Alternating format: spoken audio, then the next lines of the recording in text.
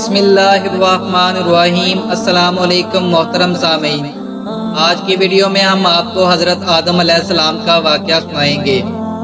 جب انسان نے پہلے اس زمین پر قدم رکھا تو اللہ نے انسان کو دنیا میں بھیجنے سے پہلے انسان کے زندہ رہنے کے لیے تمام سامان پیدا فرمایا۔ ہوا، پانی، آگ اور مٹی، یہ انسان کی بنیادی ضرورت تھی۔ اس کے بغیر تو انسان زندہ ہی نہیں رہ سکتا۔ انسان کے جسم میں قوت پیدا کرنے کے لیے کھانا بھی ضروری تھا۔ اس کے لیے اللہ نے پھل، میوہ جات اور مختلف ہرے بھرے درخت پیدا کیے۔ اس کے علاوہ بلند و بالا پہاڑ، چشمے، دریا، سمندر، چاند، سورج، ستارے، غرض کے ہر وہ چیز جو انسان کے لیے ضروری تھی پیدا کی۔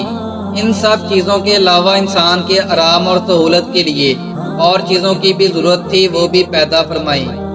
زمین و آسمان کے اندر بے شمار چھپے ہوئے خزانے اور وسائل ہیں، مثلا لوہا، چاندی، تیل، کوئلہ، گیس وغیرہ۔ یہ تمام چیزیں انسان کی ضرورت کی ہیں، ان سے انسان فائدہ حاصل کرتا ہے۔ ان تمام چیزوں کو زمین کے اندر سے نکالنے اور دریافت کرنے کے لیے ایک ایسی ذی عقل اور علم رکھنے والی ہستی کی ضرورت تھی جو ان تمام چھپی ہوئی اور اجل چیزوں کو ڈھونڈ کر نکالے اور اپنے ہی لیے کارآمد بنائے۔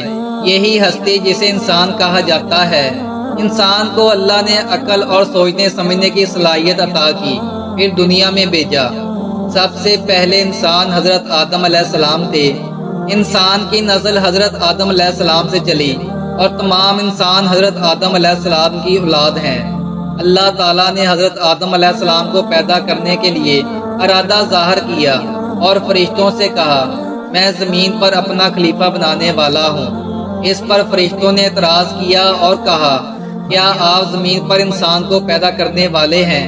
انسان تو زمین پر فساد برپا کرے گا اور خون بہائے گا۔ ہم تو تیری پاکی بیان کرتے ہیں اور تیرا شکر بجا لاتے ہیں، کیا ہم عبادت کے لیے کافی نہیں ہیں؟ اللہ نے فرمایا، جو میں جانتا ہوں وہ تم نہیں جانتے۔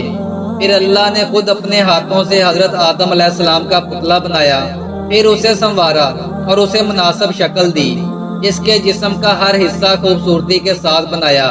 پھر اس مٹی کے پتلے میں اللہ نے روح پھونکی۔ پھر اللہ نے فرشتوں سے پوچھا کہ چیزوں کے نام بتاؤ اگر تم سچے ہو۔ فرشتوں نے جواب دیا، ہم نہیں جانتے، سب سے زیادہ تو آپ جاننے والے ہیں۔ ہم کو تو بس اتنا ہی علم ہے جو آپ نے ہم کو سکھایا ہے۔ آپ بڑے علم اور برکت والے ہیں۔ اللہ نے آدم سے کہا، اے آدم، ان فرشتوں کو ان چیزوں کے نام بتاؤ۔ اللہ نے آدم کو تمام چیزوں کے نام بتا دیے تو آدم کے علم میں تمام باتیں آ گئیں۔ آدم نے ان تمام چیزوں کے نام بتا دیے تو اللہ نے فرشتوں سے کہا، کیا میں تم سے نہ کہتا تھا کہ میں آسمانوں اور زمینوں کے اندر کی سب پوشیدہ باتوں کو جانتا ہوں، اور جو کچھ تم ظاہر کرتے ہو اور چھپاتے ہو سب کا علم رکھتا ہوں۔ اللہ تعالیٰ نے فرشتوں سے کہا کہ آدم کو سجدہ کرو۔ تمام فرشتوں نے آدم کو سجدہ کیا، لیکن ابلیس نے سجدہ کرنے سے انکار کر دیا، غرور کرنے والوں میں سے تھا۔ تجھے کس چیز نے سجدہ کرنے سے روکا جبکہ میں نے تجھے حکم دیا تھا؟ اللہ نے پوچھا۔ ابلیس نے کہا کہ آپ نے انسان کو مٹی سے بنایا اور مجھے آگ سے پیدا کیا۔ ابلیس کے معنی مایوس اور ناامید ہونا۔ اسی لیے کہا گیا کہ جو شخص اللہ سے ناامید ہوتا ہے وہ ابلیس کے تابع ہوتا ہے۔ جب ابلیس نے سجدہ کرنے سے انکار کیا تو اللہ نے فرمایا، تو آسمان سے اتر، تو نے تکبر کیا اور تو ذلیل و خوار ہوا۔ ابلیس نے کہا کہ مجھے قیامت تک مہلت دیجیے۔ اس پر اللہ نے فرمایا، تجھے مہلت دی گئی۔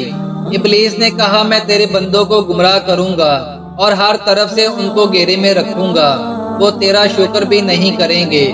اللہ تعالیٰ نے حضرت آدم علیہ السلام کو حکم دیا کہ اے آدم، تم اور تمہاری بیوی بہشت میں رہو اور جو کچھ کھانا ہے فراغت سے کھاؤ، اور ایک خاص درخت کی طرف اشارہ کرتے ہوئے کہا کہ اس درخت کی طرف نہ جانا ورنہ تم ظالم قرار دیے جاؤ گے۔ چنانچہ حضرت آدم علیہ السلام اور حضرت بی بی ہوا آرام سے رہنے لگی تو شیطان نے دونوں کے دلوں میں وسوسہ ڈالا کہ تمہارے رب نے تم دونوں کو اس درخت کے قریب جانے سے اس لیے منع فرمایا کہ کہیں ایسا نہ ہو کہ تم ہمیشہ ہمیشہ کے لیے زندہ رہنے لگو۔ میں تمہارا خیر خواہ ہوں اور تم دونوں کی بھلائی چاہتا ہوں۔ شیطان کے فریب میں آ کر حضرت آدم اور حوا نے درخت کا پھل چکھا تو دونوں بہشتی لباس سے محروم ہو گئے۔ ان کے جسم سے بہشت کا لباس اتر گیا۔ دونوں اپنے اوپر جنت کے پتے جوڑ جوڑ کر رکھنے لگے۔ ان کے رب نے ان کو پکارا اور کہا، کیا میں نے تم دونوں کو اس درخت کے قریب جانے سے منع نہیں کیا تھا اور یہ نہیں کہا تھا کہ شیطان تمہارا دشمن ہے؟ حضرت آدم اور حوا دونوں سے غلطی ہوئی، انہوں نے اللہ کا حکم نہیں مانا۔ اس غلطی پر دونوں کو سخت ندامت ہوئی۔ آدم نے اللہ سے معافی طلب کی اور دعا کی، اے میرے رب، ہم نے اپنے نفس پر ظلم کیا، اگر آپ ہم پر رحم نہ کریں اور ہماری مغفرت نہ کریں تو ہم نقصان اٹھانے والوں میں ہوں گے۔ آدم اور حوا کو زمین پر اتار دیا گیا اور کہا، میری طرف سے کوئی ہدایت آئے تو جو شخص اس ہدایت کو مانے گا، نہ انہیں کسی بات کا اندیشہ ہوگا نہ کوئی غم۔ جو میری نصیحت سے منہ موڑے گا اس کے لیے دنیا میں زندگی تنگ ہوگی اور قیامت کے روز اس کو اندھا اٹھائیں گے۔ جب حضرت آدم علیہ السلام آسمان سے اتر کر زمین پر آئے تو وہ فرشتوں کی پاکیزہ باتیں سننے سے محروم ہو گئے، اس لیے دل اداس رہنے لگا۔